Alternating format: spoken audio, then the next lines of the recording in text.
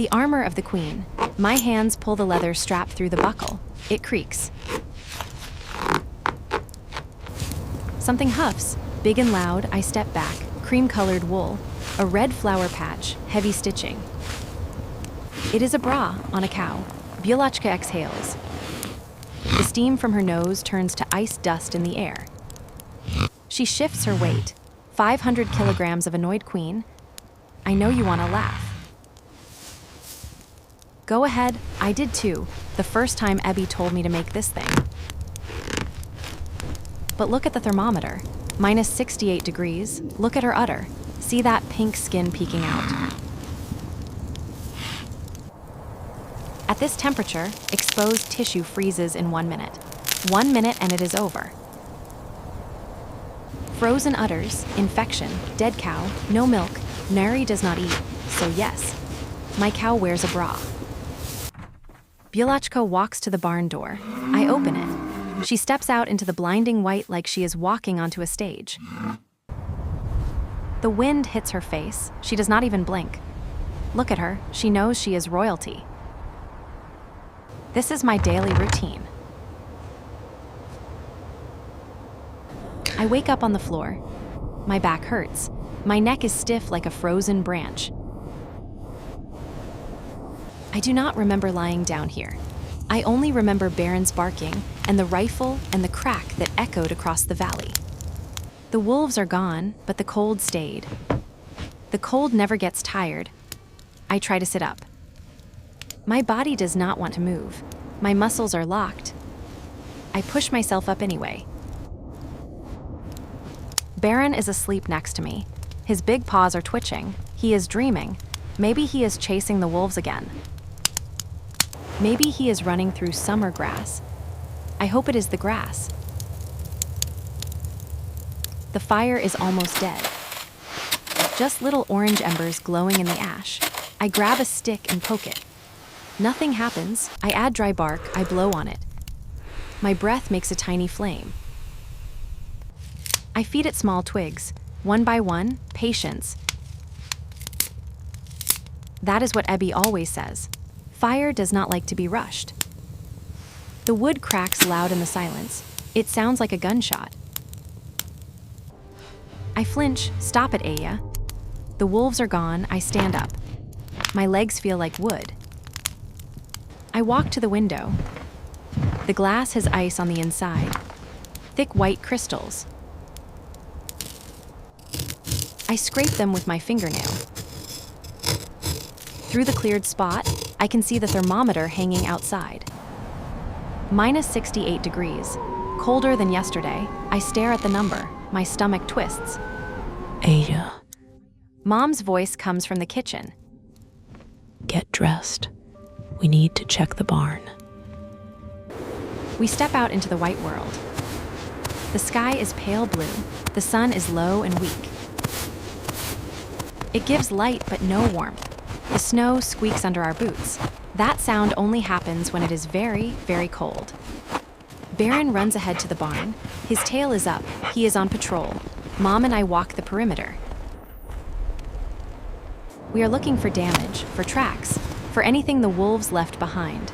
The barn door has deep scratches on it. 4 lines carved into the wood. They are frozen over now, covered in white frost. They look like scars. The wolves were here. They were real. Mom kneels down near the corner of the barn.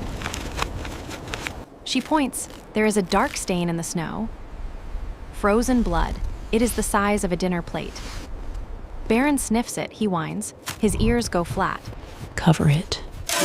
Mom says. I grab a shovel leaning against the barn wall. I scoop fresh snow over the blood. I pack it down. I add more. I keep going until you cannot see it anymore. We hide the blood, or other predators will come. Mom says. I nod. My hands are already cold inside my gloves. The queen's problem. Inside the barn, the air is thick and misty. The animal's breath hangs in the air like fog. It is warmer in here than outside, but not by much. Bulochka is standing in her stall. She shifts her weight from side to side. She looks uncomfortable. I grab the wooden stool and the milking pail. I sit down next to her. I pull off my gloves and tuck them under my arm. I start milking immediately. The rhythm is automatic. Sorry, Bulochka. She huffs but does not kick. She is used to this. I start milking. The rhythm is automatic. Squeeze, pull, squeeze, pull. The milk streams into the pail with a soft tink-tink-tink sound. But then Bulochka kicks. Not hard, just a warning. Her hoof taps the ground. She shifts again. What is wrong? I try again. She kicks harder this time. The pail tips. Milk spills into the straw. No, no, no. I grab the pail and set it upright. My heart is pounding. We cannot waste milk. The barn door creaks open. Ebby walks in. She is wearing her thick wool shawl and her felt boots. Her face is calm, but her eyes are sharp. She sees everything. The cow is kicking. She asks, "Yes, Ebby." She walks over. She kneels down slowly because her knees are old, and she looks at Bulochka's udder. She touches it gently with the back of her hand. Bulochka flinches. Ebby looks at me. The cold is coming through the walls. Look. I look closer. The skin on Bulochka's udder is pink. Too pink, the edges near the teats are pale. Frostbite is coming. If she freezes, the milk stops. Ebby says. Her voice is serious. If the milk stops, Nari does not eat. I feel cold inside my chest. Nari is only 4 years old. She needs milk. She needs protein. She is growing. Ebby stands up. She brushes straw off her skirt. We need to dress her, not just a blanket. She needs support, real protection. She reaches into her apron pocket and pulls out a cloth tape measure. The same one she uses to measure fabric for our clothes. You know what to do, Aiya. I do. I have done this before, but it is still hard. Yes, Ebby. Good girl. But first, water. The animals need water. I hate the ice run. I grab the iron crowbar from the corner of the barn. It is heavy. The metal is so cold, it burns my hands even through my gloves. I sling the wooden yoke over my shoulder. 2 empty buckets hang from it. Baron follows me outside. He knows where we are going. The ice stack is right outside the barn. We built it in early winter before the real cold came. Papa and I went to the river and cut massive blocks of clear blue ice. We hauled them back on the sled. We stacked them here like a wall. This is our winter water inventory. Now I just have to chip pieces off. I raise the crowbar over my head and bring it down hard on the corner of a block. Clink, a white chip flies off. A tiny dent appears. I raise it again. Another chip. Clink, clink, clink. My arms burn, my shoulders ache. Sweat starts to form on my back, but the air is so cold it freezes the sweat into my shirt. My breath comes out in clouds. Clink, clink. I lose count of the strikes. I just keep going. The rhythm takes over. Raise, swing, hit. Raise, swing, hit. Finally, crack. A large chunk breaks free. Then another. I grab the pieces and load them into the buckets. They are heavy. Dense, clear blue ice that looks like frozen sky. I fill both buckets with chunks. I hook them onto the yoke. I stand up slowly, balancing the weight on my shoulders. The walk to the barn is only a few steps, but my shoulders scream. The buckets swing. The ice chunks clink against each other like frozen bells. Baron walks beside me. He does not rush. He stays close. Good boy. I push open the barn door and dump the ice chunks into the water trough. There is already a little bit of water at the bottom from yesterday's ice. The new chunks will melt slowly in the warmer barn air. By tonight, the animals will have enough to drink. Bulochka watches me. She knows the routine. She is patient. She is the queen. I lean against the barn wall. I close my eyes.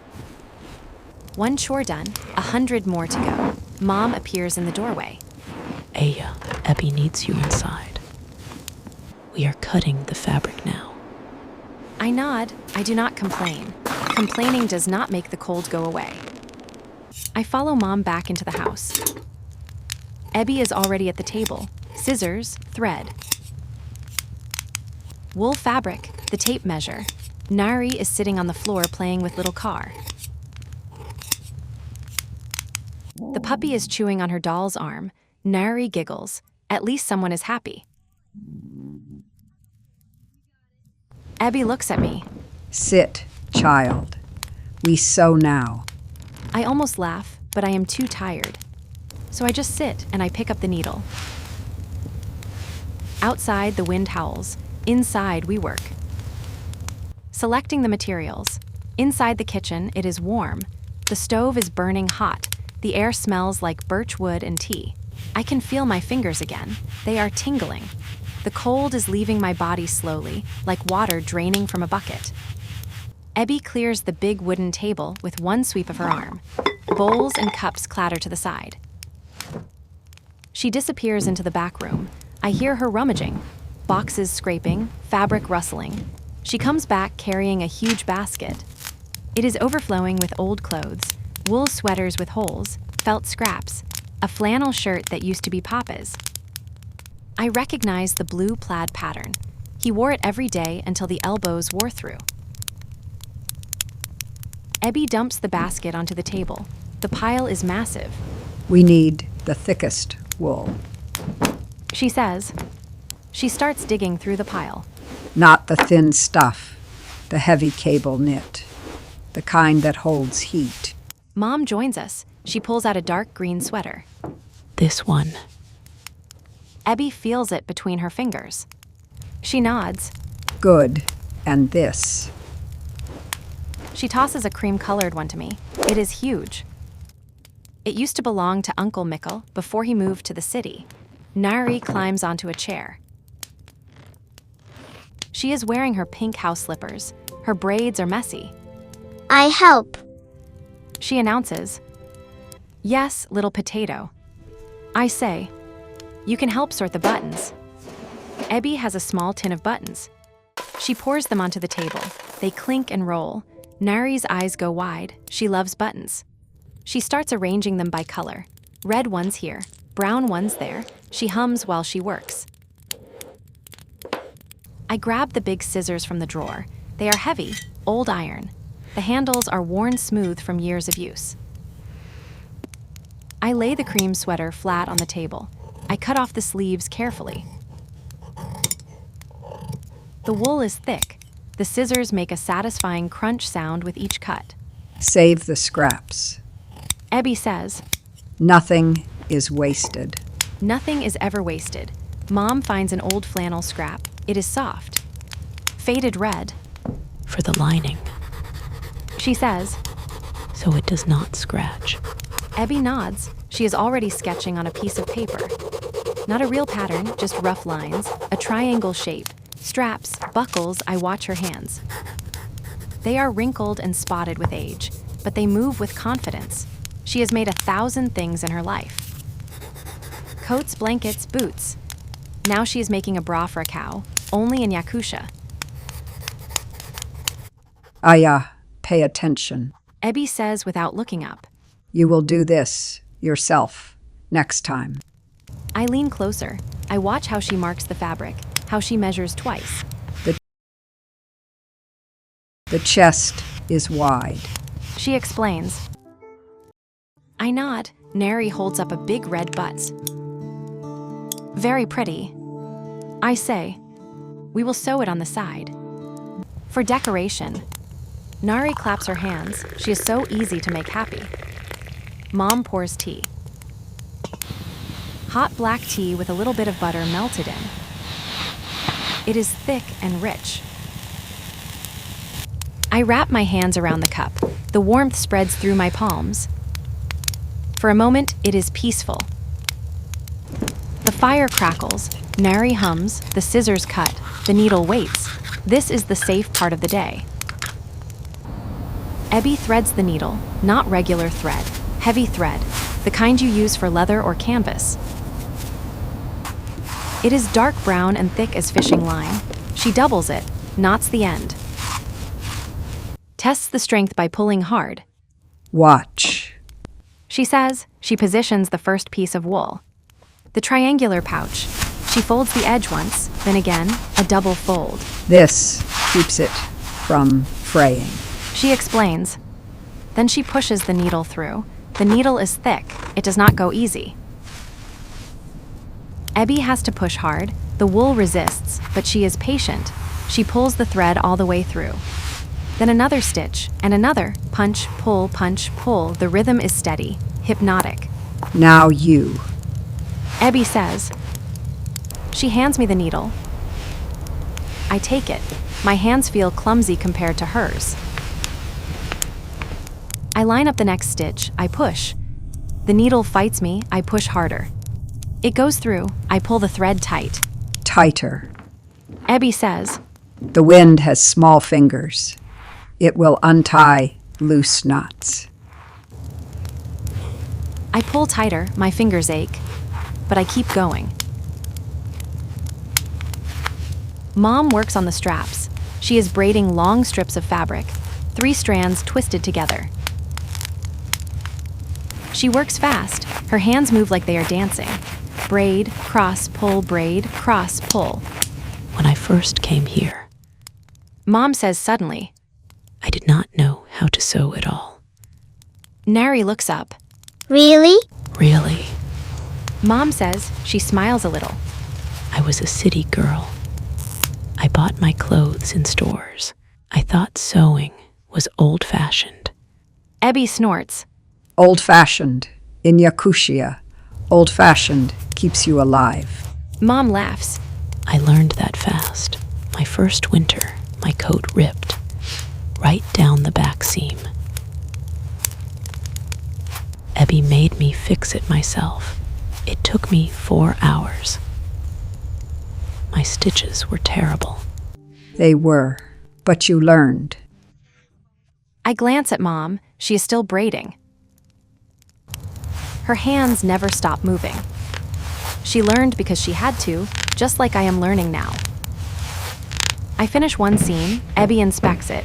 She tugs on the stitches, tests them. Good, not perfect, but good enough. Good enough is all we need. Next, we attach the flannel lining. This part is easier. The flannel is soft. The needle goes through smooth. I sew it to the inside of the wool pouch. This will rest against Bulochka's skin. It has to be gentle. Cows are sensitive. Ebby cuts a small piece of leather from an old belt. She punches holes in it with an awl. Thunk, thunk, thunk, 3 holes on each side. These are for the buckles. She attaches the leather to the ends of the braided straps. More stitching, more pulling. My fingers are starting to hurt, but I do not stop. Nari brings me the red butts. For the queen. She says seriously. I smile. You are right. Every queen needs a jewel. I sew the button onto the side of the pouch.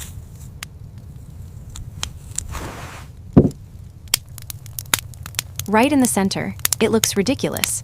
A big red button on a cow bra. But it also looks cheerful, like we are not just surviving, we are living. Mom ties off the last braid. She holds up the straps. They are long and strong. These will hold. She says. Ebby takes the whole garment. She spreads it out on the table. We all step back and look at it. It is lumpy, uneven. The stitches are not straight. One side is slightly bigger than the other. But it is thick, warm, sturdy. It will work. Ebby says. Mom folds it carefully. Let's go. The fashion show. The barn is cold again. The warmth from the kitchen disappears the moment we step outside. Bulochka is standing in her stall. She sees us coming. She sees the thing in my hands. She looks suspicious. Smart girl, you know something is about to happen. Okay, Your Majesty. We are going to make you comfortable. Please do not kick me.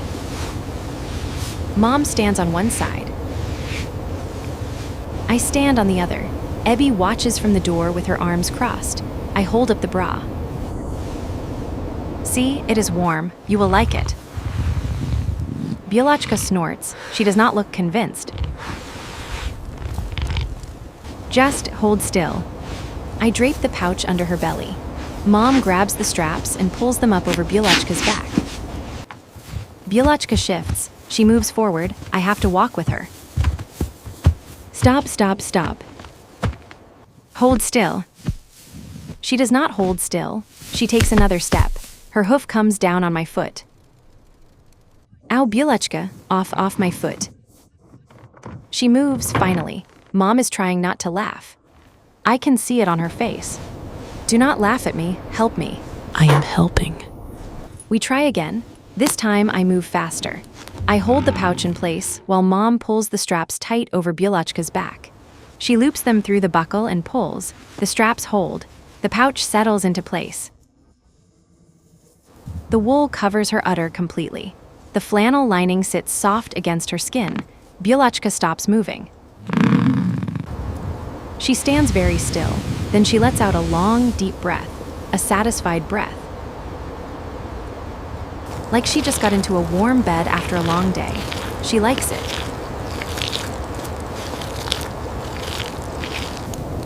See, not so bad, right? I rest my forehead against her warm flank. My hands are shaking. I am more tired than I thought. Stay warm, Your Majesty. Mom adjusts the straps one more time. They're perfect. Ebby nods from the doorway. Good work. Now she will not freeze. Now the milk will keep coming. Bulochka shifts her weight. She is comfortable now. She moves to her food and starts eating hay. She does not kick. She does not fuss. The red flower patch on her side looks bright and cheerful against the gray wool. The most fashionable cow in Yakutia. I stand up and brush straw off my pants. But Bulochka is warm. Nari will have milk. We will survive another day. Come, we still have evening chores. Of course we do. Baron is waiting outside the barn. He wags his tail when he sees me. I scratch his ears. Good boy, you have been patient. The sun is already low. The sky is turning purple and pink, beautiful and cold. We walk back to the house. Smoke is coming from the chimney. The windows glow warm and yellow. This is home. This is survival. This is the deep north. Inside, Nari is asleep on the rug. Little Car is curled up next to her. They are both snoring. Ebby is making tea. The kettle whistles. I sit down at the table. Mom pours me a cup. The steam rises. I wrap my hands around the cup and let the heat sink into my frozen fingers. You did good today. I nod. I am too tired to say anything. Outside, the wind picks up. It howls around the house. But we are inside. We are warm. We are together. The wolves are gone. Bulochka is dressed. The water is hauled. The fire is fed. One day done. Tomorrow we do it all again. I take a sip of tea. It burns my tongue, but I do not care. This is my life. This is normal. And honestly, I would not trade it for anything. I am chopping wood. The axe goes up. The axe comes down. The log splits. The sound echoes across the empty white valley. Thunk, thunk, thunk. My arms are tired, but the wood pile is getting low. We need more. We always need more. Baron is lying in the snow nearby. He is watching me. His ears are up. He is always on guard. Thunk, Another log splits. I toss the pieces onto the pile. Then I hear it, a sound that does not belong. Low, mechanical, a roar. I stop. I hold the axe still. I listen. Baron's ears go flat. He stands up. He is staring at the horizon. The sound gets louder. Then I see it. Cutting through the pristine white snow, a massive vehicle appears.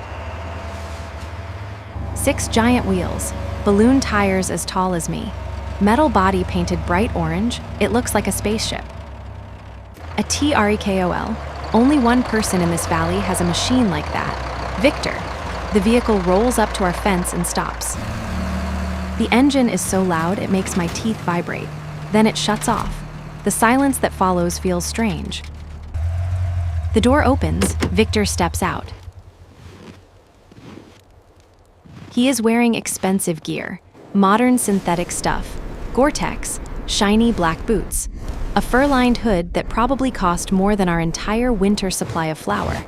Victor walks toward the fence. He does not come closer. He knows better. Baron is growling low in his throat. Aiya, you are working hard, I see. Yes. I do not put down the axe. He looks at the barn. His eyes find the fresh scratches on the door. The 4 white lines frozen in frost. Wolves. It is not a question. Yes. He nods slowly. Nikolai left you at a bad time. The forecast is turning black. -70 by tonight, maybe worse. I know, I can feel it. We are fine. He smiles. It is not a warm smile. It is the smile of someone who knows something you do not. I came to make you an offer. I say nothing. I wait. I need a lead cow for my southern herd. I know Bulochka is the best in the valley. Strong bloodline, good temperament, I will give you cash. Enough to buy food for the winter, enough so you do not have to work so hard. You can just sit by the fire, be warm, be safe. My hands tighten on the axe handle. He wants Bulochka. She is not for sale. Victor laughs. Everything is for sale, Aiya. You are young, you do not understand yet. Your father is gone, your mother is tired. Your grandmother is old, you have a little sister to feed. Why break your back every day when you could just take my money and rest? He steps closer to the fence. Not close enough for Baron to reach, but close enough that I can see his eyes. And when your father does not come back? He will come back. My voice is sharp. If he does not come back, you will need help. A man to run the herd, someone strong, someone with resources. Oh, now I understand. This is not about the cow. This is about me. He is not offering help. He is offering a cage. A warm, comfortable cage, but still a cage. If we sell Bulochka, we lose our independence. We lose our milk. We lose our ability to survive on our own. We become dependent on him. And then what? He marries me, takes over our land, absorbs our family into his operation like we are just another asset. No, I look at his expensive vehicle, the warm cab with heated seats, the powerful engine that can drive through any snow. Then I look back at our barn, at the wooden door with wolf scratches. At Bulochka inside, wearing her homemade wool bra with the little red flower patch. I look at Victor. Bulochka is family. My voice is steady. We do not sell family. His smile disappears. You are being foolish. Maybe. You will regret this. Maybe. He stares at me for a long moment. Then he shakes his head. Your father raised you to be stubborn, just like him.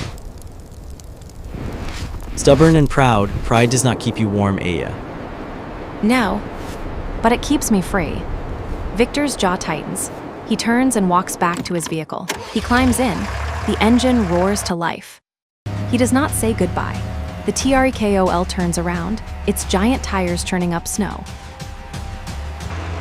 It drives away, leaving deep tracks and exhaust fumes hanging in the clean air. I stand there with the axe in my hands, watching until the orange vehicle disappears over the horizon. Baron comes to my side. He leans against my leg. Good boy, you did not like him either, did you? I hear footsteps behind me. Mom is standing in the doorway. She watched the whole thing. He wanted the cow. Yes, You said no. yes. Mom is quiet for a moment, then she nods. Good, we do not need his help.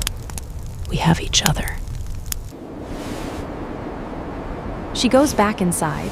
I look at the axe in my hands. Then I look at the wood pile. It is still not big enough. Back to work. I raise the axe, thunk. The drop, the sun is setting. It is only 3:30 in the afternoon, but the sun is already touching the horizon. The sky turns purple, then pink, then a deep, bruised blue. This is the blue hour. The most beautiful and the most dangerous time of day.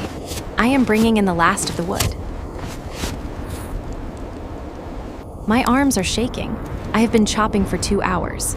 The pile by the door is finally big enough for tonight. Maybe. Baron helps me carry the smaller pieces in his mouth. He is a good helper. Inside, the house smells like soup. Ebby has been cooking all afternoon. Meat, potatoes, onions. My stomach growls. I drop the wood by the stove and collapse onto the bench. My legs do not want to hold me anymore. Nari is playing with her doll. She looks up at me. Aiya, is Papa cold right now? My chest tightens. Yes, he is very cold. He is out there with the herd in this brutal cold. But I do not say that. Papa is strong. He has his tent. His fire, his thick coat. He will be okay. But it is so cold. Her little face is worried. I know, baby, but Papa knows how to survive. He has done this many times. Nari nods, but she does not look convinced. Mom is setting the table. Ebby is ladling soup into bowls. The steam rises and fogs the windows. I walk to the window and wipe the condensation away. I look at the thermometer outside. The red line is lower than this morning, much lower. I watch it, and as I watch, I see it drop. Slowly, visibly, it passes -60. It passes -65. No. Mom. She comes to the window. She looks at the thermometer. Her face goes pale. The red line keeps dropping. -68, -70, -71. The air outside is changing. I can feel it even through the glass. It does not feel like cold air anymore. It feels like a solid object, like a wall, like something with weight and presence. The world outside is completely silent now. No wind, no animals, no trees creaking. Even the trees have stopped making noise because the sap inside them has frozen solid. This is the kind of cold that kills. I breathe on the window glass to clear it again. My breath freezes instantly on contact with a soft crackling sound, like tiny crystals forming. Like rustling paper. Do you hear that? I hold my breath and listen. Outside there is a sound, soft, gentle, like wind through dry leaves, but there is no wind. It is the air itself freezing, the moisture crystallizing. The whisper of the stars, Ebby calls it. When your breath turns to ice dust before it even leaves your mouth. When the air is so cold, it makes a sound. Beautiful and terrifying. Then pop, a sound like a gunshot, loud, sharp, echoing across the valley. I rush to the window. I look at the thermometer. The glass tube is intact, but the wood frame has snapped in half from the contraction. And the red line, it is gone. The liquid has retreated all the way down into the bulb, hiding from the air. It has run out of numbers. A low, grinding crack that seems to come from everywhere and nowhere. Mom! My voice is shaking. Mom stands up slowly. Her face is very pale. Her eyes are wide. The earth is cracking. The permafrost is breaking. The permafrost, that is what happens at this temperature. The frozen ground contracts so violently it splits open. The land itself screams. Another crack. Louder this time, the floor vibrates beneath my feet. Baron whines. He presses against my legs. Little Carr is hiding under the table. He is shaking. Abby, I look at her. Abby is standing by the stove. Her face is calm, but her hands are gripping her apron. We stay inside. We keep the fire high. We stay together. No one goes outside. Not for anything. What about the animals? They are in the barn. They have shelter. They will survive or they will not. But if you go out there now, you will die in 5 minutes. 5 minutes, I look at the window. Frost is growing across the glass, not slowly. Fast, like fingers spreading, like ice crawling. In seconds, the entire pane is covered. A thick white layer that blocks out the world. We are sealed in. Nari, come here. Nari runs to her. Mom picks her up and holds her tight. We are safe. We are inside. We are together. The house is strong. But I can hear the fear in her voice. Another crack outside, then another. The floor vibrates. The earth is breaking. I press my face to the frosted window. I cannot see anything. Just white, thick, opaque white. Somewhere out there, Papa is in his tent with the herd. Somewhere out there, the wolves are hiding in their dens. Somewhere out there, the land is splitting apart. And we are here, in this wooden house, with walls barely thick enough to keep out the cold. Abby walks to the stove and opens the door. She shoves in 2 more logs. The fire roars. We burn everything tonight. We do not let the fire go out. Not even for a second. Aiya, bring all the wood inside. All of it. I do not argue. I go outside, just to the woodpile by the door, and I start carrying logs in. The cold hits me like a wall. It steals my breath. It makes my lungs hurt. My hands are already numb even through my gloves. My breath turns to ice crystals the moment it leaves my mouth. A soft rustling sound. 1 minute. I have been outside for 1 minute and I can already feel it killing me. I grab as much wood as I can carry and run back inside. I drop it by the stove. I go back out, grab more, run back in. Baron helps. He drags a log in his mouth. Good boy, good brave boy. Finally, all the wood is inside. I slam the door shut and bolt it. I am shaking. My face is numb. My fingers are white. Mom pulls me to the stove. Warm up slowly. I nod. I cannot talk. My teeth are chattering. Nari is crying, not loud, just quiet tears. I am scared. I know, little one. But we are together. We are safe.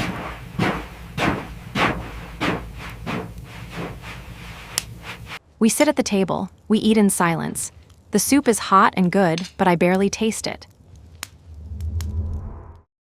Outside, the cracks continue. Deep, grinding, the sound of the earth tearing itself apart. I look at the frosted window. I cannot see out. We are in a white cocoon, cut off from the world. Papa, where are you? Are you okay? The fire crackles, the house creaks. The wind starts to pick up. Not loud, just a low, moaning sound, like the land is in pain. How long will this last? I ask. Abby looks at me. Her face is serious. Until it is done. Until it is done, I finish my soup. I help clean up. We move the sleeping rugs closer to the stove. We are all going to sleep in one pile tonight, for warmth, for safety, for comfort. Nari is already half asleep in Mom's lap. Little Car is curled up on my feet. Baron is lying across the door like a guardian. I look at the frosted window one more time. The frost is so thick now, I cannot even see the shape of the glass. It is just a white wall. We are sealed in. The world outside is breaking. And all we can do is wait. Ebby adds another log to the fire. Sleep. We will need our strength tomorrow. I lie down on the rug. Nari curls against me. She is warm and small and precious. I will protect you. I will keep you safe. I promise. Outside, another crack. Then another. The earth is breaking. The cold is here. And it is not leaving. I close my eyes, but I do not sleep. I listen to the fire. I listen to Nari breathing. I listen to the house creaking. I listen to the earth breaking. This is the deep north. This is winter. This is survival. And tomorrow when the sun rises, if it rises, we will wake up. We will feed the fire. We will check on Bulochka. We will haul water. We will chop wood. We will survive another day, because that is what we do. That is what we have always done. I open my eyes one more time and look at the frosted window. The ice is still growing, spreading, sealing us in. I take a deep breath. Papa, please be safe. Please come home. Then I close my eyes, and I wait for morning.